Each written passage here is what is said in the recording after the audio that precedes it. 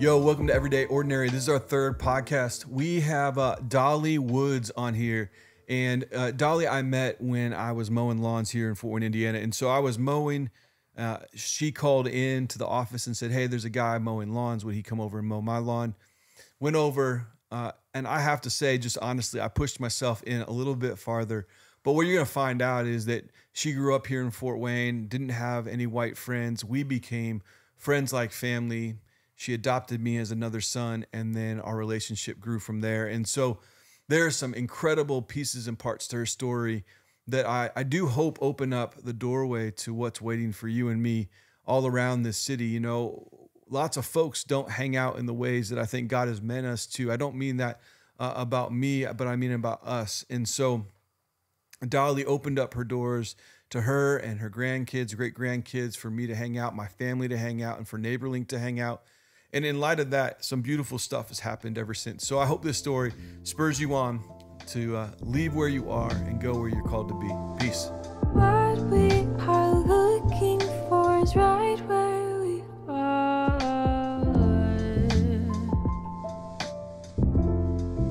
Okay, my friends, I'm here with Dolly Wood. Right. You're right. Well, I'm Wood, you're Woods. Right. And this is Everyday Ordinary, where we just have conversations with folks that we have met along the way. And I'm really excited to chat with Dolly and to have you guys hear her story and our story together. Because realistically, this is one of the first relationships that I got to enjoy coming back to Fort Wayne. And it started with me mowing lawns. So let's set up the story, and then you can tell your side, because you always got a side to share. Is that reality? True. Okay. So true. Usually I have a story to tell too, and then we argue and bicker about it. Right. I mean, you guys got to know from the front end, she texts me, yo, your ma from the hood needs you to show up right now. So this is rich. So I was mowing a lawn, and I believe that you called in or wrote NeighborLink and said, hey, can that guy over there come over and mow my lawn too? Right. Now, NeighborLink had done things for you in the past. Is that correct? Right, right. And so I showed up one day, and did I start bickering with you that first day? No, I don't think. Well, you just came up, was on your way up to my front, and I stopped you and said, well, what do you need? I mean, who are you, you know? And then you explained who you was and stuff. And then I was hesitant, because I'm a very hesitant person. And then you got to tell, you had like a kind of a attitude. What do you mean attitude? You now, had you snapped at me, snapped at me. But, I'm like, okay. Is that because you were snapping at me? Well, I'm like, okay, he's close around what I do. But it's just me. I'm just how I talk. I don't mean no harm to nobody. Right. And then we just started talking and mingling, and came out good. It was beautiful. It was. Yeah. And so I started mowing the lawn, and our team started coming around. Yep. And I remember you were sitting on the front in one of your chairs. I sat down, and some of my friends, Kevin and Katie, who were on the show just last week, they came also, and they enjoyed getting to meet you and spend time with you. And one of the things I asked you was what's one of your greatest dreams? And you had said that you're going to pay off your house in the next 2 or 3 years, and that was going to be a big deal for you. And miraculously, some of those things have been taken care of. Oh yeah, a lot of stuff, a lot. Yeah, it's just, to me, it's a miracle for all this to happen. I never dealt with nothing like this before, and the friendship and everything. It's so good. It's really good. You guys are some people that I'll probably never forget. Oh, that's 2 ways. Yeah. Yeah. So I mean, that kind of began. I think. Let me be more frank. So what happened is some folks from NeighborLink and some local churches got involved, and again, your mortgage got taken care of. Yes, it did. It's no glory of anyone. Just God was super kind. Yeah. He heard this prayer and desire of your heart. Yep. And the backdrop at the most basic level is just gonna be really frank, and you can bicker back,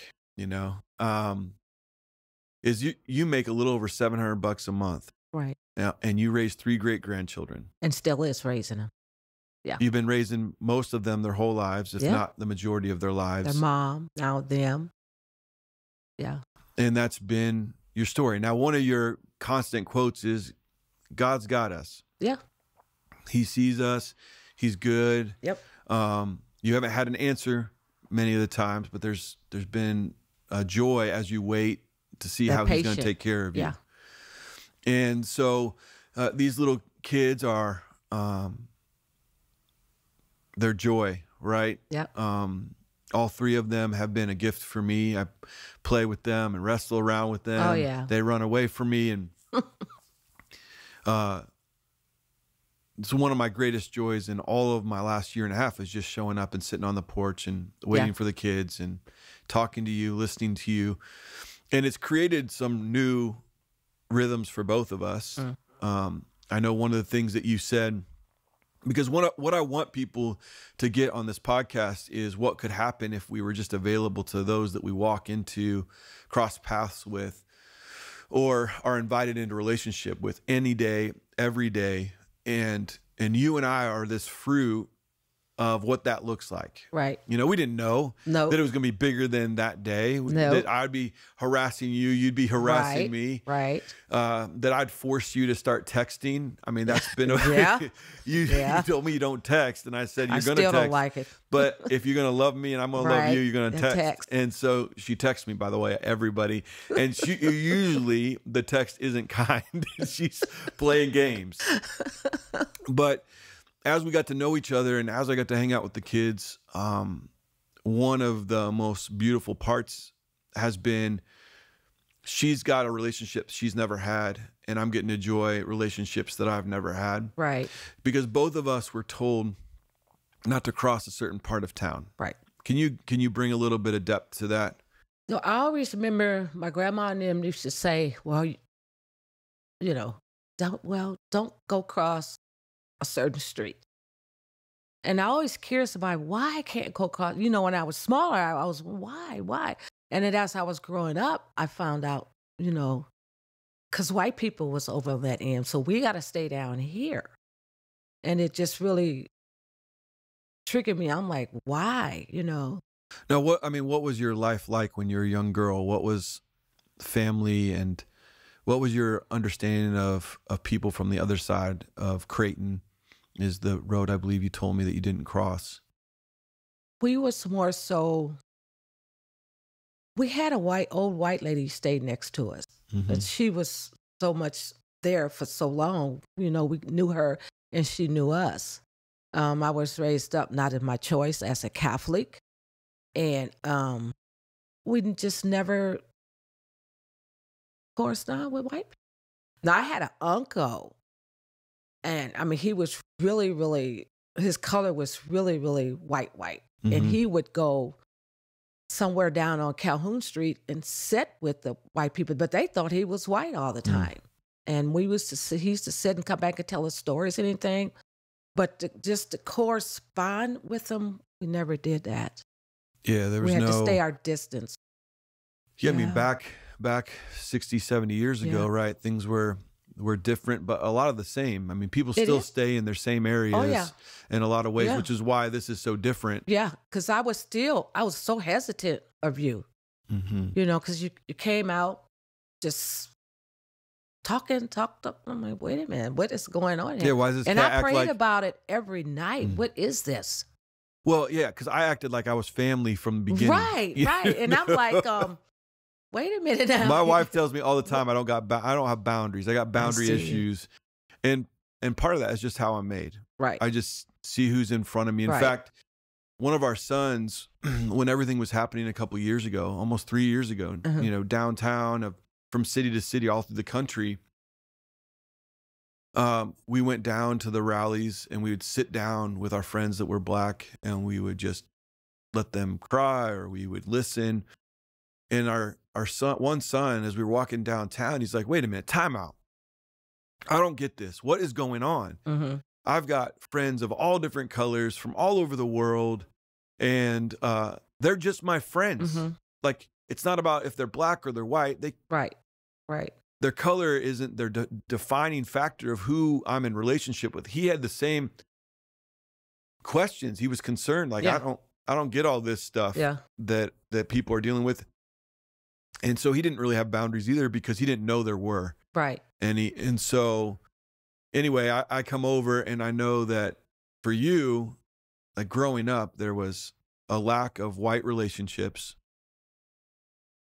Your family's been through a lot, from grandfather to dad. Oh, man. Yeah. And you would tell me those stories. Yeah. Really honestly, like, we were, again, sitting on a front porch. Yeah. And you would be honest about your dad, and not a good man in a lot of ways, and did things that weren't great. Right. And that there hasn't been a legacy of men being around. Right. But on top of that, there hasn't been a legacy of white friends. And so I remember we're driving my big old truck. We took the kids, we did some photos, we got some McDonald's, but you call it McDonald's. And we got some McDonald's. And I'm like, what is this? And you go, I don't know. I never had a white friend. Right. And I remember the first time I actually went in the house, the kids thought I was a thief. They wouldn't come in the house. Well, remember about McDonald's, go back to McDonald's. Remember I said, I've never been in a truck. What a white man. Yeah. And that's so true. Yeah. And I mean, I've never been in a truck with a white man, never had a white friend, specifically a male. Your kids, grandkids, great grandkids had not seen those relationships inside your home and ever it before. Scared them to death. Yeah, it was tripping me out, because I didn't know what to do. I'm like, wait a minute, nothing's going on. And it took even them a minute for them to warm up to me. Yeah. The youngest one's not so much. But your eldest, she was like, she would stay outside. She was scared. Yeah. And I think those have been great teaching moments for me. Yeah. That I've lived kind of amongst anybody and everybody. And for the kids too, for them too to have to, see that and go through that, Well, and then become friends with my kids. Oh, yeah. And my wife, and for us to show up randomly, for you to call or text randomly, has been one of the craziest journeys of my life. And so I know even more recently, like, we've talked more about the relationships and stuff. So can you kind of give me a little bit of a backdrop of, like, what it was like to be downtown Fort Wayne 50, 60 years ago for a black woman? I want people to understand. I don't think we understand well. Well, I was back then, I really stayed with my grandmother a lot. Mm-hmm. And the only reason for us to get downtown is that she would take us down there. She would take us down there, and we'd eat at Azar's or something, or do a little shopping. Who remembers Azar's, by the way? Like, I remember that when I was a little kid. And Christmas, Wolf and Death hours with the Christmas stuff. We'd go down there like that. But we was never around white people. We never was around them. So what was it like in the neighborhood when you grew up? My neighborhood, I was at my grandma's spot. There was just one, like I said, just one white lady stayed next door to us. And we when her family came, we kind of talked, but that was it, and everybody else was black. And so what was it like growing up with your grandma in that neighborhood? Let's forget. She was kind of strict. We couldn't go nowhere but in the front yard and back. That's all. You're not going to go any farther, And she was I guess I got that from her. She was very protective. I mean, very, very protective. Yeah, you're really protective, but there's a reason for that. Yeah. It was a reason for that. And so do you have any memories from that time, like being a young black female here in town, good, bad, or indifferent? What are some of the great stories, maybe some of the harder stories growing up here on the southeast side of Fort Wayne?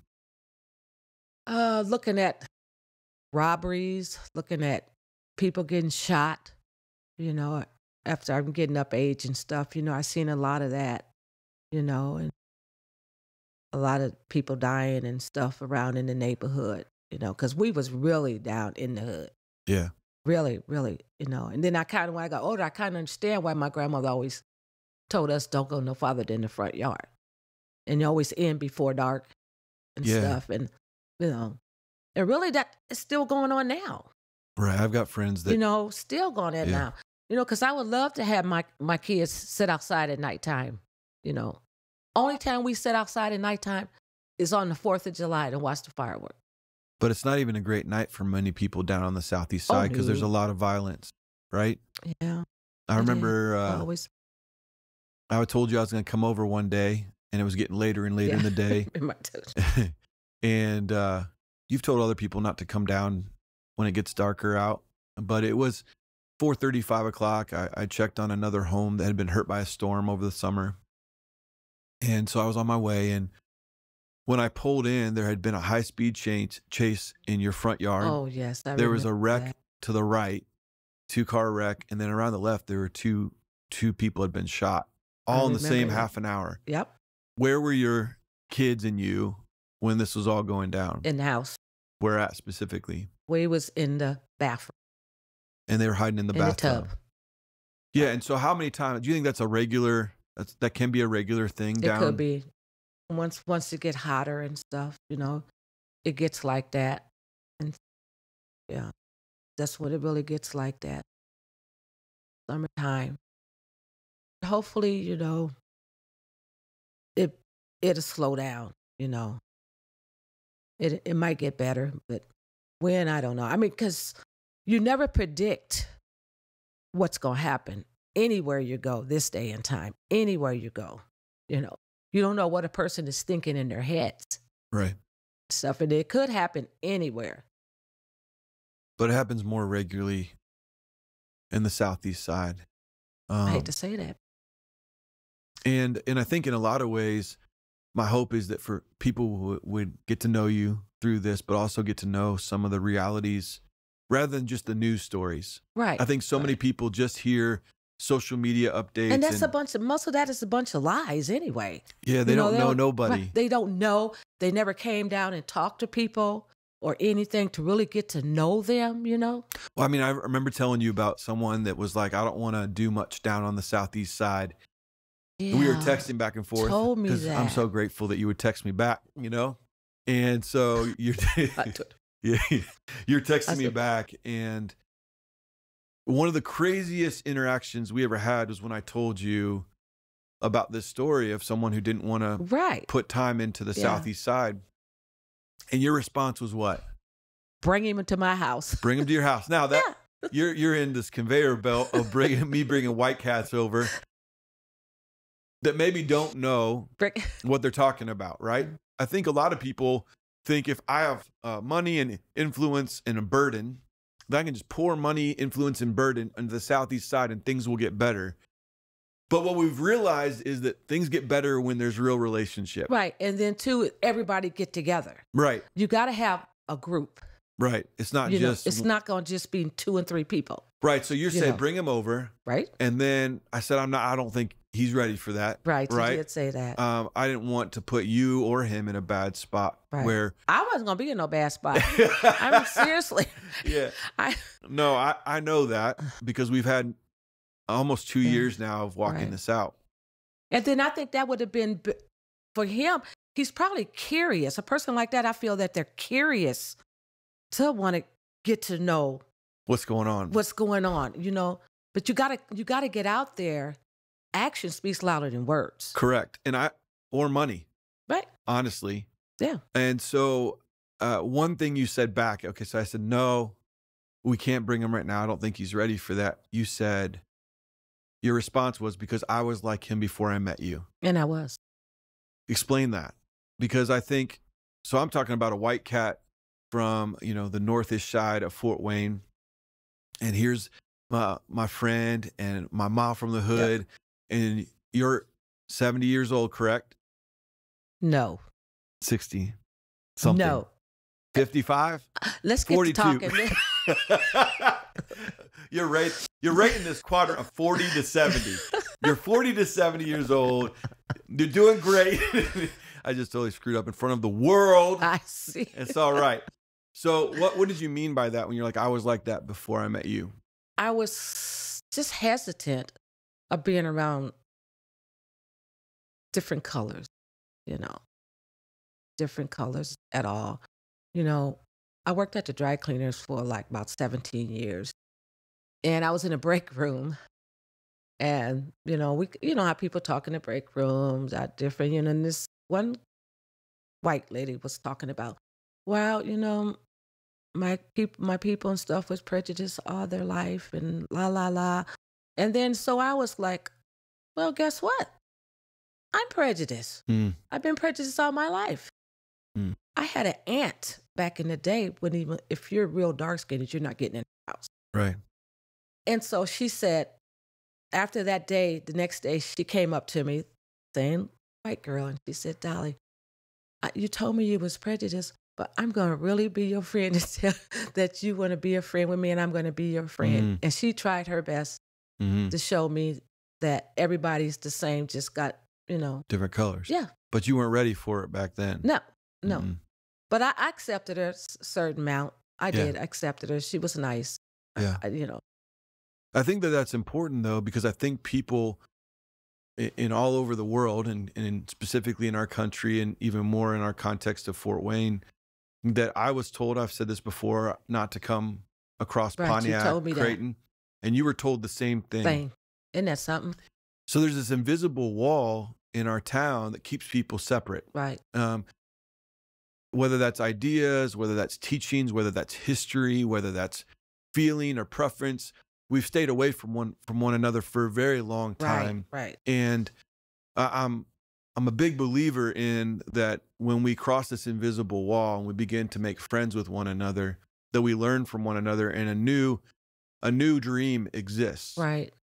We kind of live into this dream that Jesus had for this one people. Right. To actually be one. Right. And so you said that, and it's rung in my heart ever since, not because of it was me that you said that about, but because of the reality of what happens when people actually start hanging out together. Right.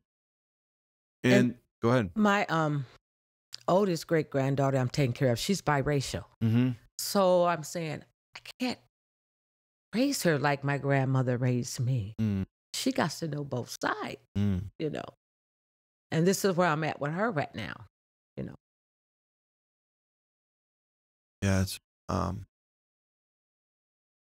don't, it's such a crazy thing for me, the distance between people. Oh yeah. I had Cozy on a few weeks ago, and she and you got to meet because she's another mom from the hood, and so she wants to meet you and you want to meet her, and she was saying that she was so dark that she was made fun of and isolated by her own black family, and so she was insecure about her skin her whole life. She left her husband because of it 2 times. And guess what? I always wanted to be dark. I always wanted to be a dark person. Isn't that crazy? And yeah. See how that comes up? Yeah. And so wow. it created this really poor relational backdrop for her until she came to Jesus, or back to Jesus about 16 years ago, where she started walking it out, And so she yelled at me from across the street, and that's how we got close, And so, anyway, I think like one of the things that was said about downtown from a guy that I'm going to actually interview later on for next week, I asked him what the way forward was for black and white, north and south, rich and poor. And he said, man, if we would just get down and have a meal on the block together, things would change, right? If we would actually just get together over a meal, things could change. And, it's not just here. It's all over the world. Right, for sure. It's all over the world, that's just been going on for years and years.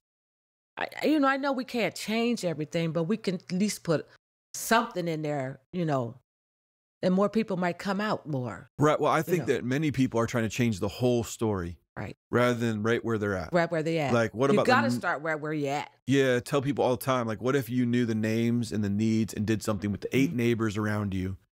Rather than trying to get everybody to change at the political level or the national level or the, the state level or even the city level, start in your own neighborhood with the people that are right around you.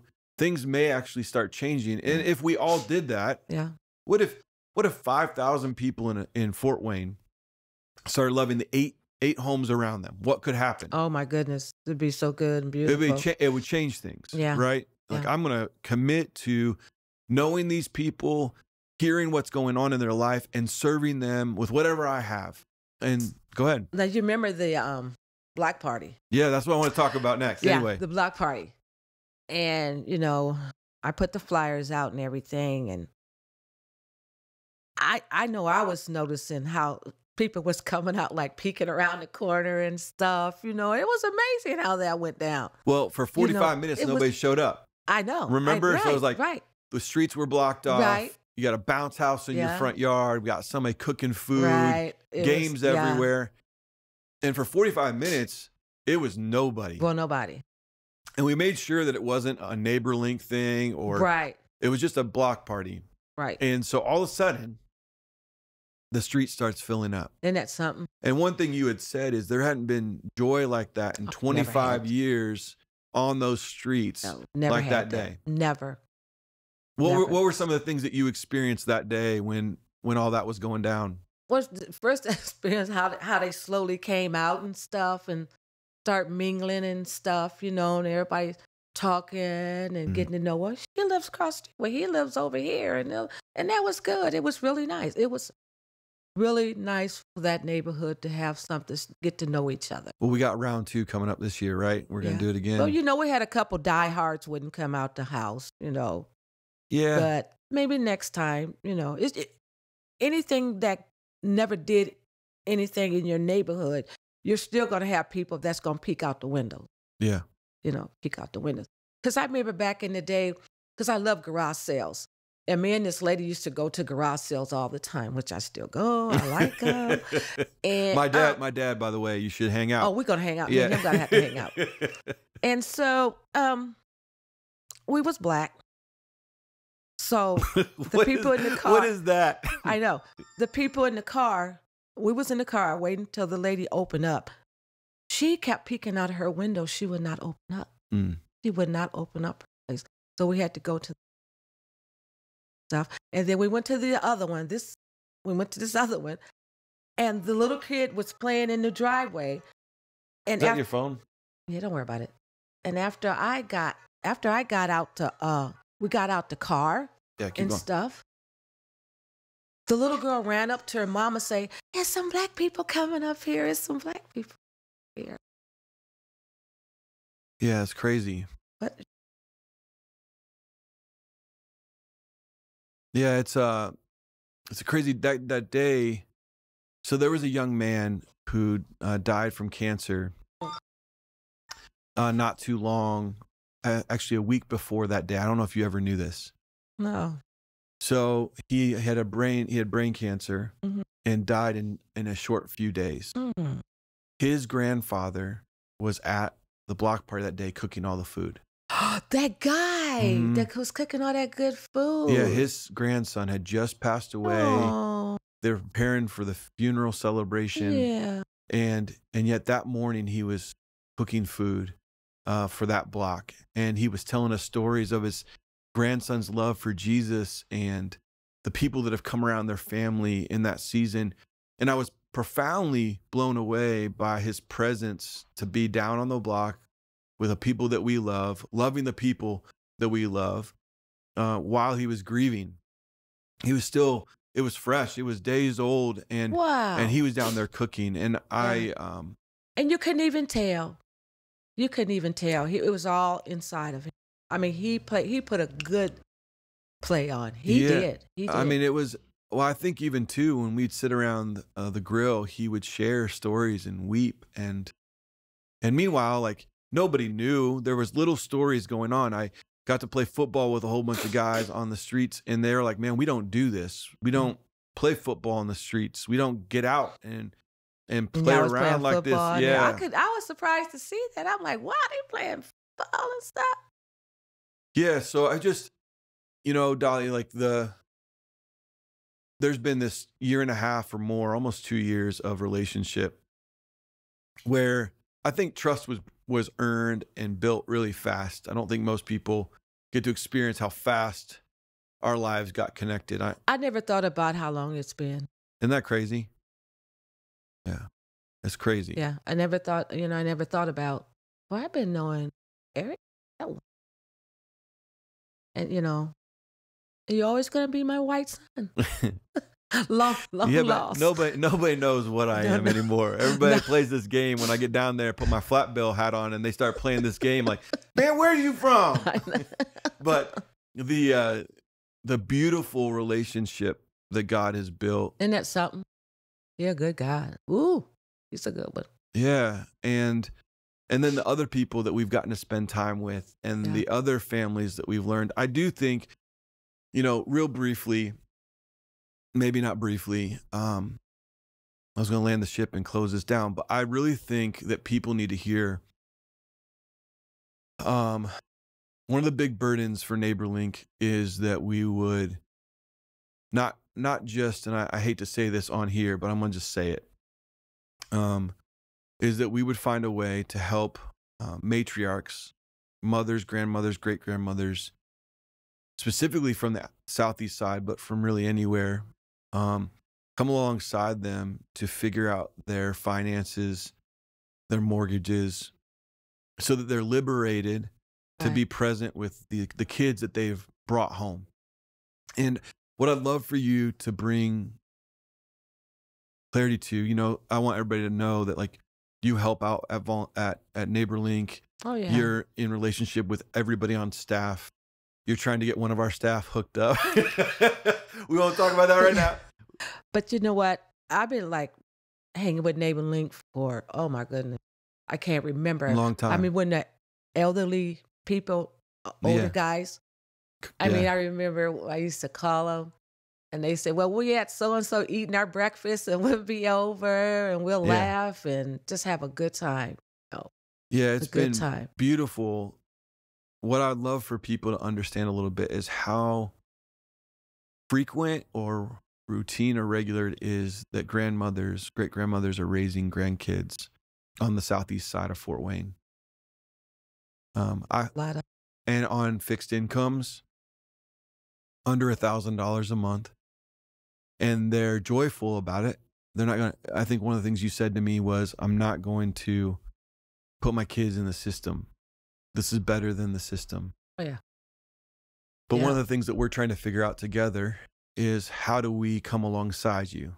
Not replace you, not do all the work, but come alongside you, love you, so that you can continue to love these kids. And also answer some of the questions that you've wrestled through of finances and whatnot. Because one of the things I can't do, I don't think we can do, is see you and then walk away. But many of the homes on the southeast side have grandparents or great-grandparents raising kids from the family on fixed incomes. And many people don't know that. They might know that statistically, but they don't know what's behind every door downtown. And then I feel really it's all over Fort Wayne. A lot of people don't bring out and talk about it. They just do it. This is all over Fort Wayne on all sides of town. You don't know what's going on. Yeah. Well, I don't think people know what's really going on until they get behind somebody's door. Right. And I will say that this is normal. And I think as the Church of Fort Wayne, we should come up with some solutions, not just as like fixes or strategies or systems, but like the way in which it seems to be the best way to go forward is build relationship first. And then listen to see how we can love each other. Right. And when it's in relationship, it's gorgeous, right? It's not like I'm fixing you or you're fixing me or I'm just helping you and patting myself on the back. Like, this is legit relational exchanges where many times you'll say, like, I didn't bring that up to you for you to help. Right. Sometimes Right. you need something very specific. And just like any friend or family Right. member would call me or ask me Right. for help, Right. I receive that the same way. Right. But you even told me that there's other kids in your own family, just like, we got to have answers. And you Yeah. know me, I'm like, let's figure this out. Right. But Right. I just want people to know, like, if you could tell anybody anything of like, hey, join us, jump in with us, Right. what would you say to them? I would tell them that, just like you said, join us, see where you're going and how it's going to come out to be, and it's all good. As long as you got the Lord in your life, we're good to go. You know. Yeah, amen. Yeah. Well, it's my joy to be your And friend. I think it's a mind. I think it's a to me it's a mind over matter thing, and you get to see different people, talk to different people, and I love to talk. So you did bring that in me, out of me, talking a lot. It's been a joy. Because when I was small, I was more shy, like. Mm-hmm. But now I'm more. I would love to talk to another Anybody.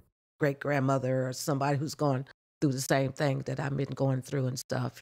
Well, and you've jumped in to help out, and Oh yeah. I And think I'm there's always going to do that. more work to do. Yep. I think there's a lot of grandmothers and great grandmothers that don't have financial solutions because they're with their kids.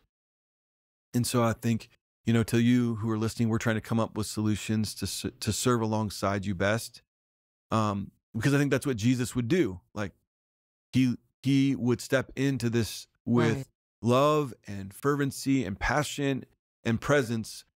And so we're trying to do that too, but I think we're doing that together alongside each Right. other. And being called your white son and being received into your home and being given the opportunity to know you and your grandkids. I was great grandkids doesn't make sense because you was young, but to be in relationship with you is literally a joy of my life. I thank you so much, and you too. And so, well, we thank you for joining us on this podcast of Everyday Ordinary, and we look forward to seeing what the Lord might do as we have these Right. normal conversations with folks that we meet in the everyday ordinary, being available, seeing what God does. And I do have hope that as you do that, as we do that things would change. We may not change the whole thing, Right. but we can see little changes where we are with what we have. Have a beautiful day. We'll see you soon. A blessed day at that. Amen. Patient